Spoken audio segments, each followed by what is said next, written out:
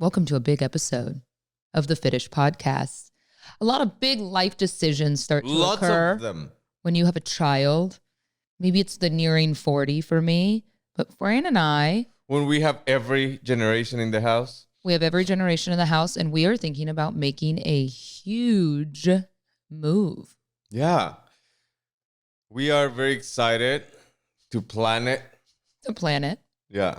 Fran told me, you should start working on this. I go, well, I am. That's why we're going to talk about it. So we're going to tell you all about that. I think we've done a lot of talking about it. We need to make a move. We're just going to make the move. Yeah. Are we going to make the move tomorrow, in a week, in a month, in a few years? We're going to get into it. Are we already moved and you don't know it? Oh my gosh. We're going to get into it on today's show. Yay Networks.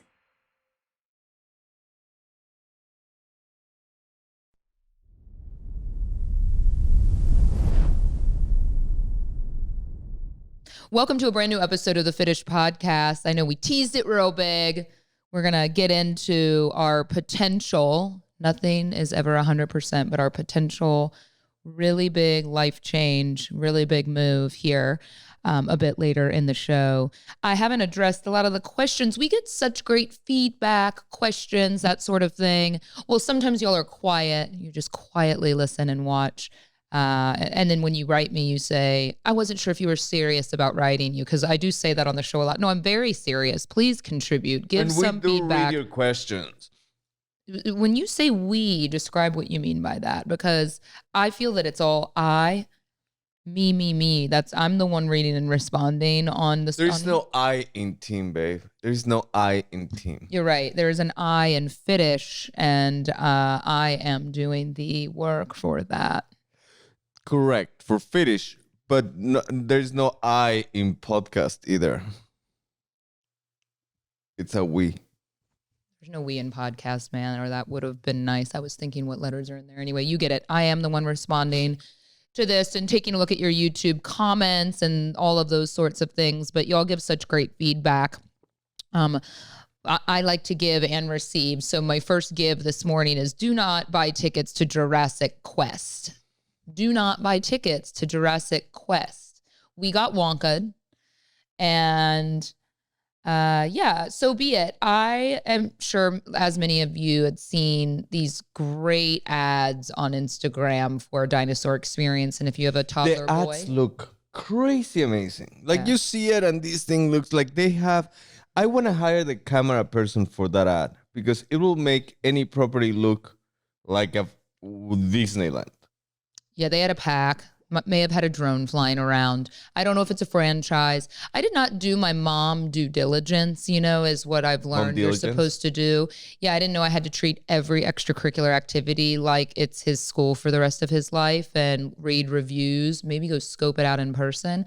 A simple search on the TikTok or Google probably would have provided me with all the information I needed to know, but here I was buying 3 adult tickets at $30 a pop, 1 premium child ticket for unlimited engagement in all of the extra activities, and $15 to park down at Fair Park. I was all in on this for nearly $150 once I bought that pretzel that's been left over since the state fair. Oh, no, and it's going to stay pristine the same way that it has been for the last 20 years. So what do you think is the threshold of having to do your due diligence? Like One Google search, one TikTok search. No. TikTok's actually But a really I'm talking great. about price. Like if you see something that is $20, you might as well go. Like right now, it's 50% about the activity, and it's 50% about how much it costs. If you have an activity and it's safe, and it's not in a house that has been deemed as a serial killer's house. I don't know. I mean, what is your question? What is the price? Well, Yeah, like at which point do you start doing research? For me? Oh, well, that I should have, because I think 150 is a lot. But I thought 150, as a lot of parents, I'm sure, that have been duped into this felt, or some people said they got discounted tickets or whatever. But I think spending, what you're saying, I don't know why adult tickets were $30 each, but I think spending money on an experience for your kid is not priceless. I'm not going to say it's priceless because there is a price. And But I didn't think much of that. I mean, to me, $150 isn't, the end all be all, but I think you and I, and we'll continue this conversation later in the show, money in a lot of ways is a consideration when it comes to kind of like where you live and quality of life. But I have been paying a lot more attention to that lately since we kind of been reviewing. God, life's expensive, isn't it? We spend so much money. I don't even like where I live, really. Do you know what I mean? Like, I don't even love Dallas necessarily. And I was like, God, we spend all of our money. That's a conversation for later in the show. But that was kind of my motivation behind sharing a quick TikTok about my experience, because I am very careful. And I think those of you that know me, after being on the radio for years, having the power of a platform of social media, I do tend to be very careful when it comes to complaints or like negative reviews. I think you'll see I don't tend to like air a lot of drama, really anything on my social media ever. You have a bad deal with American Airlines. We've all been through hell on a travel day, but I think when you see an influencer or someone with more of a platform, just American Airlines, this is unacceptable. It's just kind of annoying. And then he flies American because he has no other choice. Exactly, because we all are so annoyed. They usually never make it right. They give you it's like AT&T $5 for like a terrorist attack on our phones being out all day and everyone gets a $5 credit. What is like posting hateful towards a big conglomerate like that? Anyway, so I tend to be very careful, and I don't also want to bash what if they were a small local business? So I said to my mom, no, I'd really like to give people a heads up. If you're scamming people, because that is flat out scam. When you show pictures that aren't the product, like, you have an amazing videographer. If that's your business, you should advertise that. That's exactly what I would do with those videos. Advertise the who took them, and then show the reality, because it's a warehouse with run down dinosaurs. Those dinosaurs literally were made the second, like a year after the dinosaurs were extinct. Yeah. And then like they have all these little elements that it looks like a school fair. Yeah, when we walked in, a chatty school fair. We heard the dinosaurs roaring. You could hear the dinosaurs roaring. It was dark. It looked jungly. It was like, this is gonna be great. It's gonna be great, right? And then they have a TV and these two actors doing the whole it was such a scam. And so I didn't know. But anyway, I took a couple clips because some of the areas were so pitiful. And wouldn't you know it, my TikTok went super like over 2 million viral with the sad Jurassic Park music. It's literally just a few clips. That sad photo of Remy, was it a megalodon? It looked like a Jaws inflatable that is like had kids in its mouth since the original Jaws movie came out. That was in a movie theater at the premiere. Yeah, of the original Jaws. Yeah, I'm like, I don't know where is this supposed to be a megalodon, because they did the Jaws mouth didn't really make sense because this was like they kind of lived at different times, I guess, unless it was a megalodon, but it looked more like a current great white. Anyway, we're not going to get into that. My dinosaur knowledge is limited anyway, but yeah. So when I got home, a woman, I don't know if you listen to this show, but she kindly wrote me the funniest message when I posted a story of Remy riding the Triceratops back. She sent me a TikTok and was like, oh my gosh, look, some kid got left on the dinosaur. The employee just abandoned and went outside. And then there's a video of like the family members trying on the big ones up the stairs trying to get, and these dinosaurs literally went like, like front and back. And then I got some other messages from people being like, all the employees there are on work release, which then in hindsight, I was like, it kind of reeked of weed. They all seemed a little stoned. It tracks. Like, I didn't think about it at the time because I am not, racist and overthinking the situation, but it did kind of give like ex-inmate vibes a bit, with the staffing, and they were all nice. I mean, it was fine, like good for them for getting a gig, but some of the sections, y'all, were so bad. So anyway, that being said, apparently it's a huge scam. Some people defended their city or their that said like, oh, this came to my city 5 years ago and it was amazing. Maybe it is a franchise. Maybe it was $5. Maybe San Diego does it right. Because it had been free at the fair. I want to add that. If it had been a free thing at the fair when the fair was going on, it would have been all right. The excavation station, as you saw on my TikTok, was picnic tables, plastic fold-out tables set up. There was no excavating. No, there was a pile of earth in the corner. Dirt. Yeah. That it seems that they just took it out of the planter that had the huge hole on their way to the parking garage. Anyway, it was really sad, y'all. It was really, really sad. So I am so glad I posted You were something. excavating chicken bones. I had so many women. I had so many of you wrote me. Thank you so much. I am so glad. I had this woman who's like, oh my gosh, I'm a single mom. I am so glad I didn't spend. I had tickets in my cart. I'm so glad I didn't spend the money because I don't have that kind of money to spend unless it's amazing. I mean, imagine so I'm glad I did my mom service, and I'm going to start doing more mom services. We should do our dino experience at the Fitish office. We could do it better here, for sure. We could do it better here, especially if you're charging people that much money. But all right, I digress because, I'm not the only one doling out good advice. We haven't gone through some of our questions in a bit. And I love how much specific information y'all have and like to seek from us. So this was just a really good guest idea and all of the guest booking that we need to do. But Fran and I, we had a conversation recently, and I hope I'm not an expert on some of my opinions, right? My opinions are based just in pieces of knowledge that I pick up. So, you feel very strongly, for instance, about, microplastics in food and food dyes and forever chemicals. I think we're seeing a lot of that. We don't pretend to be super experts on this sort of thing. And we're also not going to kind of like try and shove that down y'all's throats. But one of you wrote me this really great email and said that the gist of it, I'm not going to read her whole email, but the gist of it was basically that they noticed that her toddler age son was having some behavioral issues, and they saw a specialist, and the behavior therapist told these parents that diet has a lot to do with behavioral issues. And well, yeah, duh, sugar, no, that's not what it was. So they said that red dye 40 needed to be eliminated from the child's diet. And she said that they took red dye 40 out. The 4-year-old was a terror, crazy behavior. They cut out all numbered dyes in food, and the behavior completely changed. No more Twizzlers for sure, that kid. he can still be a pain sometimes. Well, this is the thing. You think red dye 40 is only an obvious red candy or cereal. It's not the case at all. White icing has red dye 40. Toothpaste, hair products, is blowing my everything mind. has All what I knew in art school, it's gone out the window. Yeah, so red dye 40 is not just in the obvious food that would be artificially colored red. Anyway, other countries have banned most numbered dyes, but good old America keeps pushing them into us. Could you have an expert talk about the dyes in our food and household products? I think that's great. It's funny, I used to never really go as hippy dippy on things. I always said I was more of a silky mom. I think it's hard, right? Because you want to not believe that your country's killing you to heal you. But then at some point, I think we start realizing with our kids or their skin issues or our issues, and then my infertility issues, and you go, how was I infertile? It has to, it's probably diet and environment related.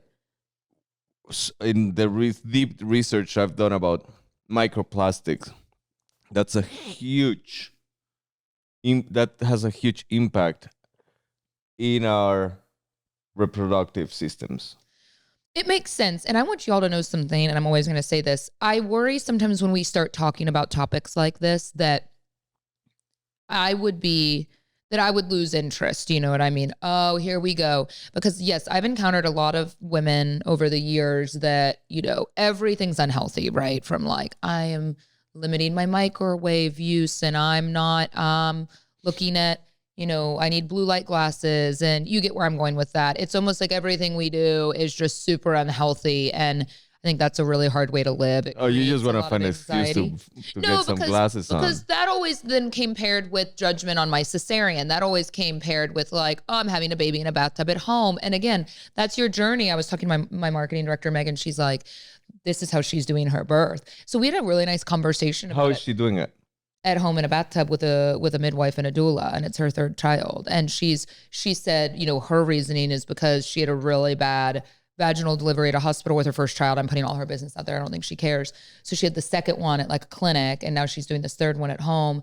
And, and I don't feel that way. I'm not a big bathtub at home birth person. I like to be in the hospital. And we do have a great bathtub for that. Yeah, but you know what I mean? That's her journey, and that's fine. But y'all get where I'm going with that. I like to be careful about telling you everything you do is unhealthy, because I used to be the person that was like, oh, here we go. They're going to say like, I have to have a baby in a bathtub at home because I'm just much more of a science-minded person. But I think having a little bit of knowledge about things is great.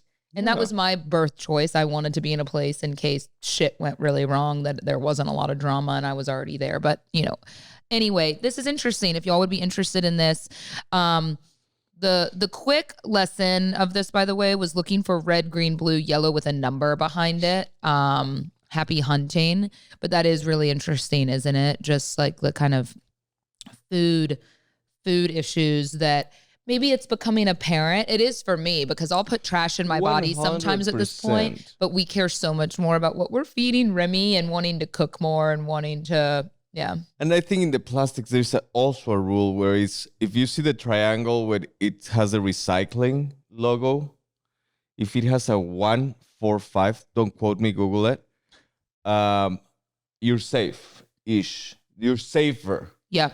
So those are not, they don't release as many microplastics as others. But with all these type of conversations, I decided to become a real adult. I'm sorry. What, are you making an announcement right now? Yeah. Well, let's hold that thought because you've gotten my interest and we'll determine how Fran's about to become a real adult at the ripe young age of 40 when we return after we hear from some of the Fitish podcast sponsors. This show is sponsored by BetterHelp. Fran and I have always been very transparent about our various mental health struggles, relationship issues, and the fact that we've utilized BetterHelp with great success throughout the years. I mean, I've used it alone. We've used it together. He's used it alone. And I don't even know what they talked about because, privacy. But my hope is that it obviously did what BetterHelp does. And it gives you some great coping skills to deal with whatever life may be throwing at you. And you say, well, Jenna, my life's different than yours. Yeah, totally understandable. That's why BetterHelp will match you with a licensed therapist that specializes in what you're seeking help with. And often as little as 72 hours or less, and you can change therapists at any time for no additional cost if you feel that you're not kind of aligned with the same values as the one you were initially matched up with. But I haven't even had that issue whatsoever. I think a lot of us go through struggles, and as you're listening to even our episode today, talking about, kind of our life moments and decisions that we're thinking about making and are questioning, are we doing this right? Are we parenting right? Are we doing everything we can to get our relationship in the right place? Sometimes therapy should just be a nice check-in with yourself to make sure that you are, having the right kind of conversations and handling conflict in the most effective way. If you're thinking of starting therapy, give BetterHelp a try. It's entirely online, designed to be convenient, flexible, and suited to your schedule. Just fill out a brief questionnaire to get matched with a licensed therapist. And again, you can switch therapists at any time for no additional charge. Learn to make time for what makes you happy with BetterHelp. Visit BetterHelp.com/Fitish today to get 10% off your first month. That's BetterHelp, HELP.com/Fitish.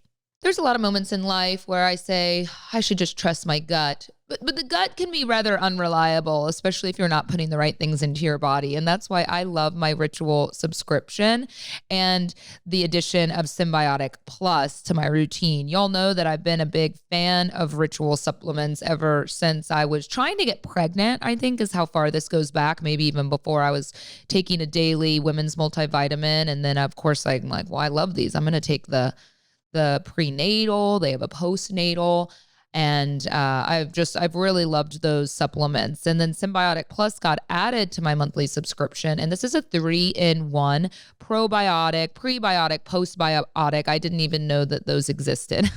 But I will say my gut has noticed, and it's made such a huge improvement in my everyday. Someone said to me once, I didn't even know what a probiotic was, but I feel kind of sick to my stomach every day. I'm like, yes, probiotics can make huge changes in your life and also do pretty incredible things. Like, I didn't know if your gut microbiome was off, that it could affect like outer things on your body, kind of your skin health and that sort of thing. So if you've never tried Ritual, I cannot say enough good things about it, from kind of the convenience and affordability, the taste, especially if you're like me and just can't get over swallowing poor tasting supplements.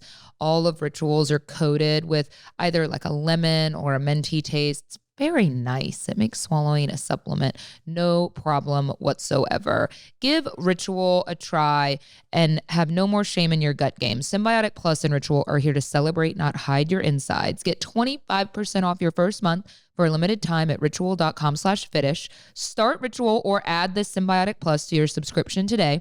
That's ritual.com/Fitish for 25% off. Welcome back to the Fitish podcast. Fran, you left us hanging with how you've become, you've become a real adult. A real adult. So I never found any interest on having life insurance before. And all this back and forth. I got him right where I want him. So right now I worth more debt, pretty much. You're worth, yeah. And, but I was like driving to Austin like a couple of weeks ago. And I was like, what if I were to die right now? And in that second, in my impulsive, rational self, I was about to say I Googled, but I was driving. I didn't Google. I made a call to a friend. And he's like, hey, I'm thinking about this. Like, oh my God, let me give you the phone number of this guy or this company to get it. So I was on my way. I dialed this number. And he's like, hello? And I was like, oh, this is Francisco. That's how this person and answered like, the phone? No, like he greeted you with like very, like, hi, this is so-and-so. Oh. How can I help? And it's like, well, this is Francisco. And he's like, hello? And I was like, hello?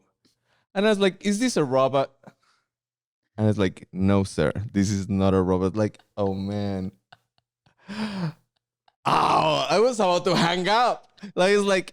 You ask a real human if they were a robot? Yes. So I was like, but I'm so sorry. Like, there's no good way to bring that one down, you know? So it's like, okay, so I'm calling you. I just kept calling. Yeah, truck through.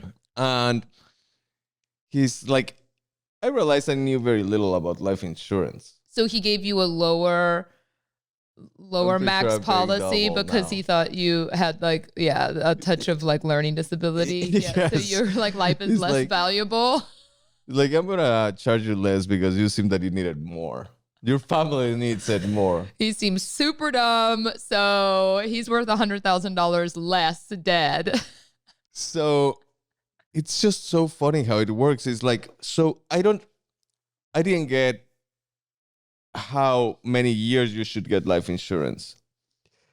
And you think like, oh, the best. So it's like the most I could get, it's another 40 years. So I can pay for life insurance my entire lifetime that I've lived so far. Mm-hmm. And he's like, no.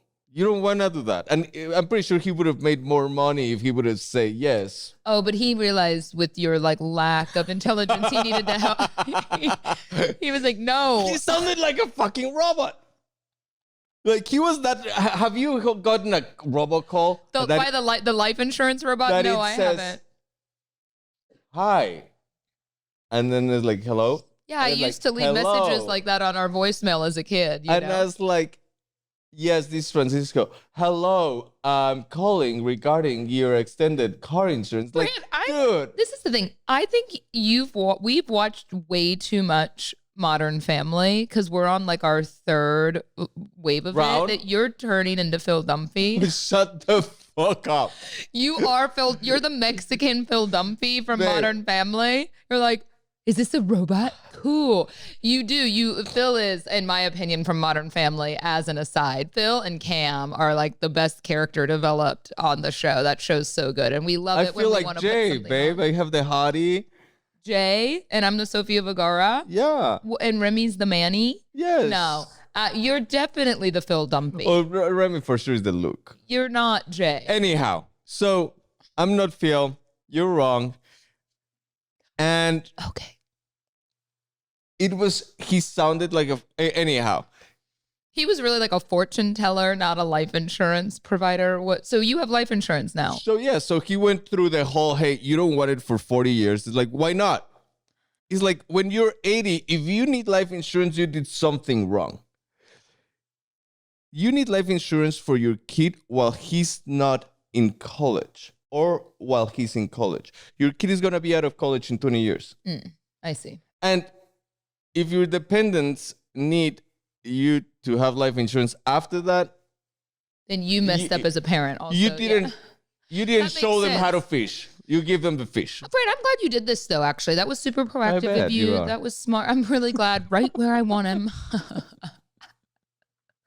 Perfect for this next conversation we're gonna have. No, I do. I think we all think about death so much more once we have a child, but then we want to avoid it and get it out of our head. And I think it's probably another great expert we should have on the show. My robot friend. Your robot friend.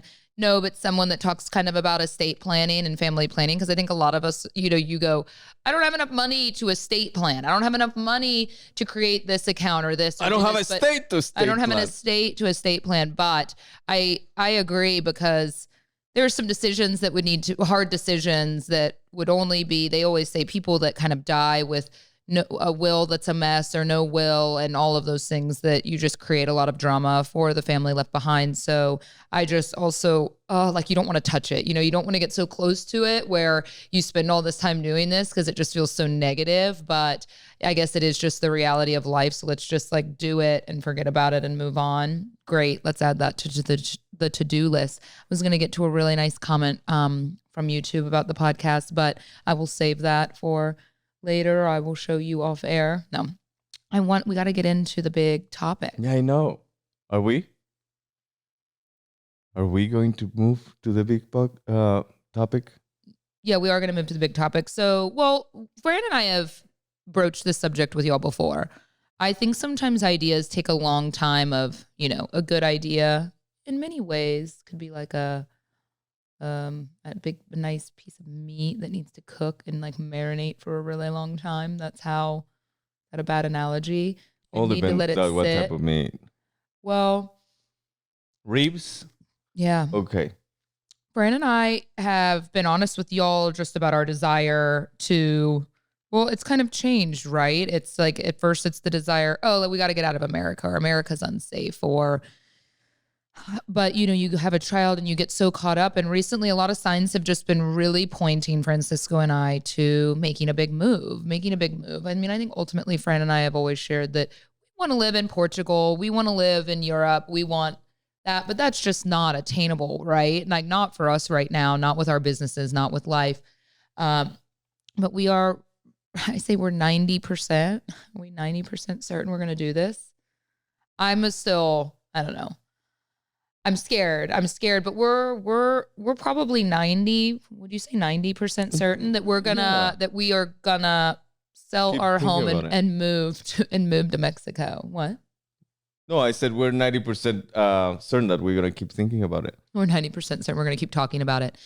We had a big kind of moment this past weekend where we're at home doing stuff around the house. It was kind of a financial conversation of just running, the bare minimum of expenses, which money's never a fun thing to talk about, because in the past we've had conversations kind of about Remy and developmentally and quality of life. What do we do every day? And we just it's that epiphany moment of we spend, and I know we all agree on this, I'm assuming, but we all spend a lot of money to live here on a day-to-day. Things have gone up so much. And sure, if you love it and you love America and you love everything America has to offer and you're just kind of paying for being here, fine. I'm not criticizing it because I love a lot about it too.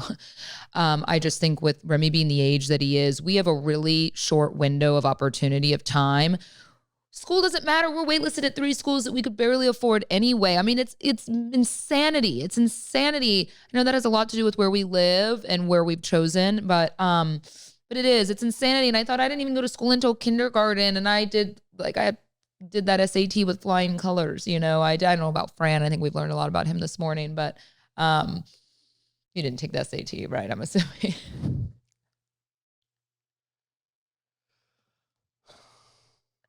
You think one person is a fucking robot and then you're dumb. You're dumb.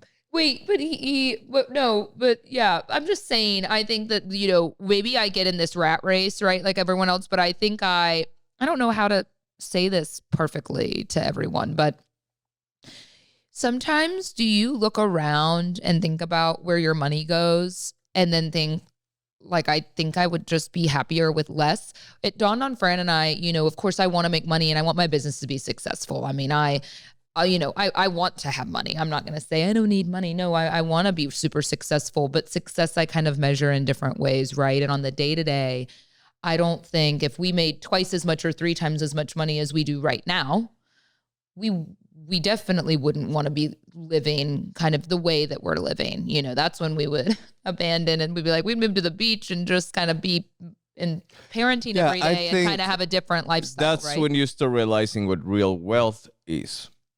And is the time that you get to spend, the quality time you get to spend with your family, with your kid. Right. Like right now we live in a world, we live a life where we work really hard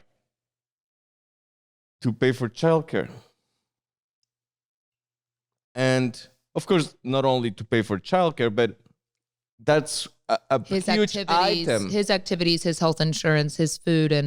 And I think I realized the moment that did this for me, especially that pushed me over the edge, because this has been something Fran's been very open to it. Fran has the ability to be much more nomadic and transient than me. I am definitely a homebody, but I start to ask myself, how am I a homebody? Home can be anywhere. I do like being home. I love that I can mom, but I get really upset sometimes. And I don't know if other moms feel this way, that like I was hanging out with Remy yesterday morning. It was a Sunday morning and we were playing hide and seek. We were having so much fun. And all he kept saying to me is that he wanted grandma candy or he wanted papa. And it just kind of destroyed me. And I know sometimes kids are just dicks, and that could be the first reasoning, because he knew that it bothered me, or he was just, they like to exert their power of choice. But a deeper element for me, which I know is silly for something that your 2-year-old did to hurt your feelings, is that I do so much of the unnoticed things as a mom, that I do have times when I'm home working, but I can't give him attention because I'm putting school deposits down. I'm, doing work, and my mom is watching him more during the week than I am, and then you're fun and you come home and you're putting him to bed at night, and I'm doing all these, I'm doing laundry or I'm doing other things more work related. And I don't know if that's what it is sometimes, but it just kind of sent me over the edge of like, I need to move somewhere where I'm not doing as much silent work, that I'm actually just working part of the day and also able to just mom and cook with him and do stuff with him. Does that make sense? Right? The way I'm saying it? Yes, it does make sense. I do think that that's Remy just being Remy, in the way that there's many times that he wakes up and he says candy. And I love that. I mean, I want him to love grandma, 100%. But y'all get it. This kind of trajectory of a thought, right? Of just, we've always said we didn't feel like this was kind of the place that we wanted permanently. He's also at an age where, gosh, he doesn't need to be in school yet. And it's this rat race to get these kids into school. Like, he really doesn't need it quite yet, right? I mean, he would benefit a lot from learning more about his heritage and his culture and learning Spanish and being around kids and playing outside. And I want to go buy fresh produce that's not killing us, that's not overpriced. Like, how fun to just kind of create different habits. So what? I'm not going to be able to like hop in the car and go to Target and waste some money on things I don't need. I think it's like a consumption thing. We consume so much. Oh, you'll find a place to buy things you don't need. Yeah, I mean, there's a Costco. There's a Sephora. I looked into it. No, I've checked some things out. I'm a member now at Sam's Club. I don't know. I mean, there's so much we could speak to y'all about this, but I'm just kind of letting you understand the train of thought that we've had here is, kind of the quality of food, the, having our expenses in a way, not just moving to save money, but moving from like a life fulfillment where life is much simpler. I think that it's a conversation, that I have to have with my staff too, but they're all for it. I mean, they've said to me, they're like, if you could do that, I would do it in a heartbeat. Of course that's easy for them to say when they're here working, but no, we'd still have to come back a week a month. Cannot have you here for a whole entire 3 weeks at a time. We'd be here for a week a month, but I think wait, all these other people that have done this. Well, before I couldn't do it. Most of us can't do it, right? Because you have a job that you have to be here for. But, after COVID, podcasting and a lot of the work that I do with my brand and creating content, I could do from anywhere and just need to fly and be here a week, a month, probably to still do, see y'all and do our pop-up. So anyway, I got a lot of thoughts in my head, and we are really trying to make these things more tangible. But I guess that is what differentiates people that do this versus those that don't, because it's scary or we have a lot of ties. You have family, but I don't know what our ties are other than I'd have to sell like every piece of furniture and so much of my stuff. I think we have plenty of ties. What the question is do they worth staying? I see my own closest friends on average once every 6 weeks. And I don't know if everyone else is kind of on the same page with that when you become parents. I mean, we do have some friends that we maybe see more like once a month or once every third weekend, and we spend time together, which is great. But then we will also sometimes go a couple months without seeing them. Some of my friends are long distance anyway. So I think I was out the other night. I hadn't been out in months, and I went out to some events. I had that Planned Parenthood event at the art museum, and then to go see Sabrina's artist. And that was great. But I realized like I hadn't even seen some of these people in over a month. And if I come back a week, a month, I might have better relationships too because of it. I mean, sure, a lot of people won't see Remy as much, but I don't know, baby. I don't know. I mean, I just think maybe I want something different than what I thought I always wanted. The older I get, like what you said, you start to value. When I was in my 20s, I valued materials, and I'm not saying there's anything wrong with that. I still do. That's why I'm trying to be careful of like, I'm not criticizing anyone's way that they want to live. I think just for us, I care so much about time. My mom keeps making comments that she doesn't know how much time she has left, which I find to be very morbid and depressing. But I think it's just her point of her realizing she's almost 70 years old, that it is kind of true, right? And she grew up in Grand Prairie. She hates where we live. She hates it. She's like ready to move with us. Well, she just wants simpler too, Yeah. She wants simpler. I'm just kidding. She wants simpler too. So anyway, it's considering family, it's considering business, it's considering, selfishly, I would never, selfishly, but also in a way that benefits the whole family. I would never want to jeopardize, my business or anything like that. But I don't know if y'all would find it interesting to kind of shed light on what that kind of move is like. So I think Fran and I are actually going to take a couple trips in the next couple of months and really pinpoint where we would rent, right? I think we would just rent somewhere and try and stay somewhere for a year or two, right? Or we'll just buy an RV. Okay. We will not just buy an RV. This is not how we're living. Isn't there something about having a child too? And I'm more speaking, I know Fran doesn't feel the same way I feel. I think the thing that holds me back from this is, renting where we live. Like, what if, it doesn't feel as stable, when we're going to move somewhere that we don't know if it's going to be forever. And then I recognize that there's like a very good chance if we were to move to the beach somewhere for a year, Remy may not even remember it. You know what I mean? He'd be what, 2, 3, 4. Oh, he will. He'll remember some of it, like he'll remember how he felt, but he wouldn't even remember all of it. And we put so much pressure on that. I guess, Fran, you're from Mexico. I have never lived outside of the United States, and so, it's kind of a lot to mentally work through when you've never spent more than a couple weeks somewhere. I had a really great childhood. I think I was in a complete different environment as Remy is, based on the fact that we were in a city where, like, we didn't do much of playing outside. We didn't do much of doing things like, I used to see like the Sandlot movie when I was a kid. We watched some of that the other day. And I was like, you said you never got to do that. And you craved it. Yeah. However, there's trade-offs to it. Like, we had many things accessible. Like, Mexico City has anything and everything you want. We have ruins. We have lakes around. We have Acapulco 3 hours and a half away. Like, so it's a different lifestyle. I think it's way more colorful. I feel like the tides that you make with friends and that you make with people are stronger. And I cannot pinpoint why. I feel that as a culture, as a Hispanic culture, we're warmer in the way that we interact with other people. It's not only, we make deep ties real quick. I've always loved, before I met you, Fran, and I think a lot of people that have known me before we knew each other, I've always really gravitated towards Mexican culture.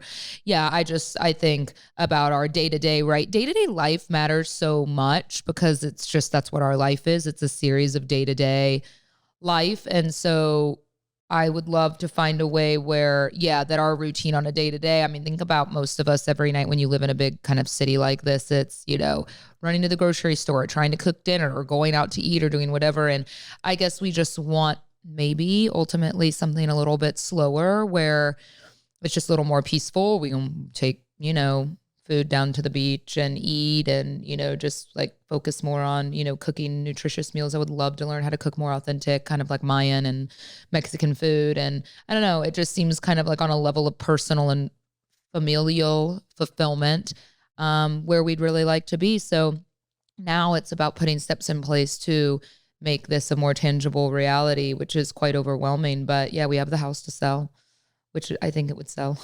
Yeah. Hopefully. So anyway, we'll let y'all know. We're not going to do this tomorrow, but maybe this year. So we got to really put a lot of ducks in a row, I guess. I know we could always move back. I got to just figure out a way to let go of friends. Like we can't bring any of our furniture. And that's hard for me. Oh, I don't think we cannot bring any of our furniture, but we have to bring the stuff that we really need or we really like. Friends like, I'll get a truck and we can do beds and stuff. But I think so much he doesn't even understand. I waited like 8 months on a dining table. And I know it's a dining table. I know it's stupid, but I think it's just like for me, I've worked so hard to build a home. And so and I know things are just things. It's funny, I care more about the home furniture than I do about clothes or anything else. But, I guess it's just still wanting to have that backup plan. It's like, okay, can I get storage in the States and just put some stuff in there and just see how I feel in a year or two? Maybe that's what I'll do. Yeah. Oh, babe. What percentage of you feels this is like the right decision, this would be good for us? Like what percentage of you feels? I don't think there is a wrong decision. So I feel really all in any decision we make because we're going to be together, because we're going to be giving our kid an experience that he needs. Yeah. An experience that is going to make him grow as a person in the way that he adapts. I think the only constant in life is change. And you're as resilient as your capability of adapting to it.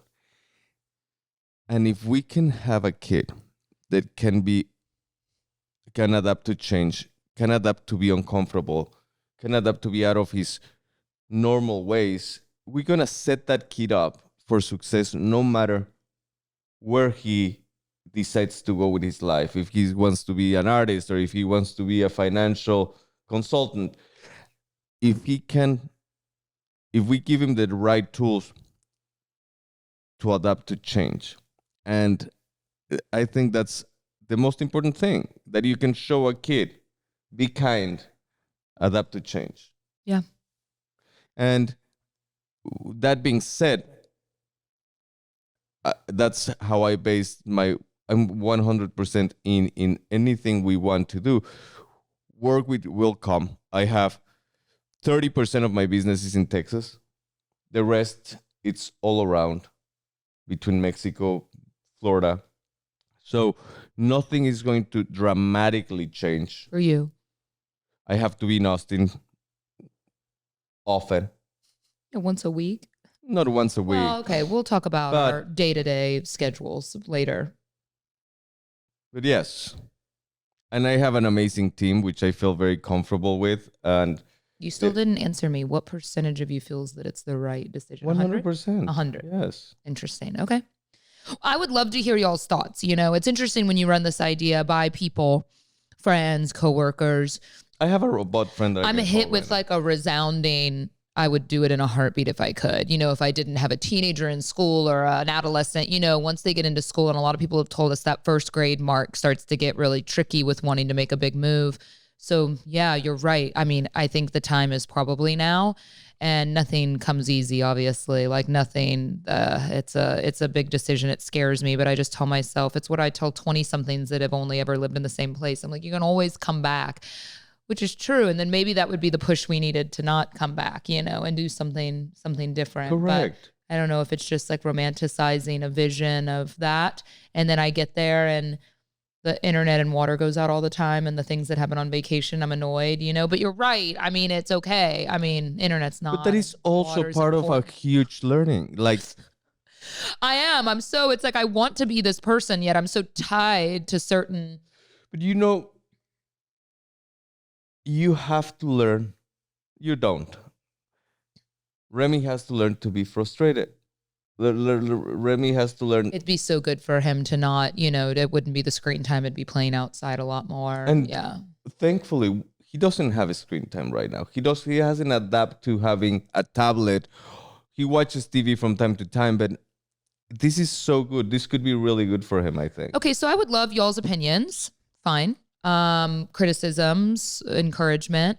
I would love that. You can message me on Instagram always. I try and read all of them, unless I post about Jurassic Quest and get inundated with messages. I try to heart them. But yeah, in regards to this, let Fran and I know what you think. Have you done this before? Do you know someone that's done this before? Do you crave the thought of doing this but are too scared to do it, or don't know if you could do it? Because it would be interesting to know that I find a lot of people, you know, I watch a lot of people that post about stuff like this. I'm very interested. I know it's probably, maybe it's one of those pipe dreams we all have that we never think we'll do, but I'd be happy to kind of document that and let y'all know how I feel about it if you find it interesting. So yeah, that's where we're at. We'll keep y'all posted. Of course, you're like family to us, and we always like to fill you in on our big life predicaments and decisions. But yeah, I think we just want a slower,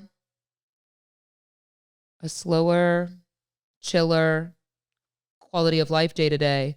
Yeah, Amir. Half the days a week, I don't leave the house, y'all. Do you understand this? Like, I do not leave my home 3 days a week, probably. I'm there working. I mean, unless it's to run to the store for something, but I am home, and I love being home, and I love all the things at home, cooking or cleaning or doing whatever. So what does it matter where I live? Why wouldn't I live somewhere that I enjoy more and spend half as much money? Correct. Right? I think I'm saying this, you're going to hear me. I talk aloud a lot when I have an idea that I just need to work through for myself. I'm really talking to myself, right? You notice that? Like convincing myself that this is the right idea. You're pep talking yourself. I'm scared that I'm just having a mentee bee, you know, like at 40, that I'm just having some sort of like meltdown, but maybe that's not what it is. Maybe it's clarity, you know, maybe it's the thing like realizing. Not like a midlife crisis. Yeah, mentee bee, a mental breakdown is what that stands for. I know I got that. Get you there. Thanks for listening. Fuck off. Okay. Well, we'll let y'all go, and we'll touch base with you next week. Can't wait to hear what you'll have to say. Bye. Bye-bye.